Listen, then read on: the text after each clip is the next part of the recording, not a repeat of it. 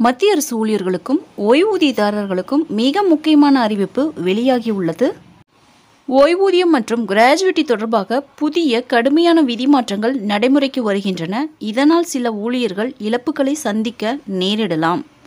முக்கியமான மாற்றங்கள் பார்த்தீங்கன்னா, ஊழியர்கள் அலட்சியமாக இருந்தால் ஓய்வூதியம் பணிக்கொடை நிறுத்தப்படும். சில குற்றச்சாட்டுகள் நிரூபிக்கப்பட்டால் ஓய்வு பெற்ற பிறகு கூட ஓய்வூதியம் ரத்து செய்யலாம்.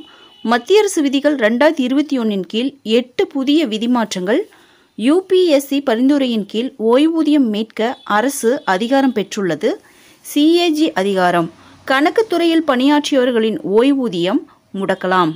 மத்திய அரசு வெளியிட்ட மிக முக்கியமான அறிவிப்பு பார்த்திங்கன்னா, அரசு சமீபத்தில் வெளியிட்ட அறிவிப்பில் ஊழியர்கள் தங்களது பணியில் கடமைகளை சரியாக செய்யாததால் ஓய்வு பெற்ற பின்னரும் அவர்களின் ஓய்வூதியம் மற்றும் கிராஜுவிட்டி நிறுத்தப்படும் என எச்சரித்துள்ளது.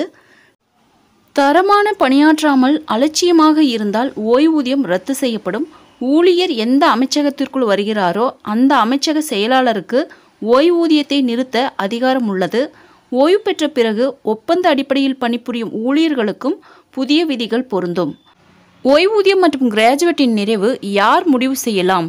ஊழியரை நியமிக்கும் அதிகாரம் பெற்ற அதிகாரிகளுக்கு ஓய்வூதியம் நிறைவு செய்யும் அதிகாரம் உள்ளது. CAG கணக்குத்துறை அதிகாரிகள் பணிக்கொடை நிறுத்த முடியும். ஊழியர் பணியில் தவறு செய்திருந்தால் ஓய்வு பெற்ற பிறகும் அவர் மீது நடவடிக்கை எடுக்கலாம். ஓய்வூதியத்தை நிறுத்துவதற்கான குறைந்தபட்ச தொகை ₹9,000 இருக்க வேண்டும். ஓய்வூதியம் அல்லது கிராஜுவிட்டி நிறுத்தப்பட்டாலோ குறைக்கப்பட்டாலோ விதி 44 படி மாதம் ₹9,000 வழங்கப்படும்.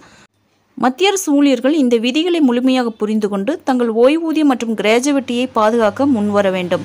ஃப்ரெண்ட்ஸ், இந்த தகவல் உங்களுக்கு யூஸ்ஃபுல்லாக இருந்தால் என்னோட சேனலை சப்ஸ்கிரைப் பண்ணுங்கள், லைக் பண்ணுங்கள், மற்ற நண்பர்களுக்கும் இந்த வீடியோவை ஷேர் பண்ணுங்கள். தேங்க்ஸ் ஃபார் வாட்சிங்.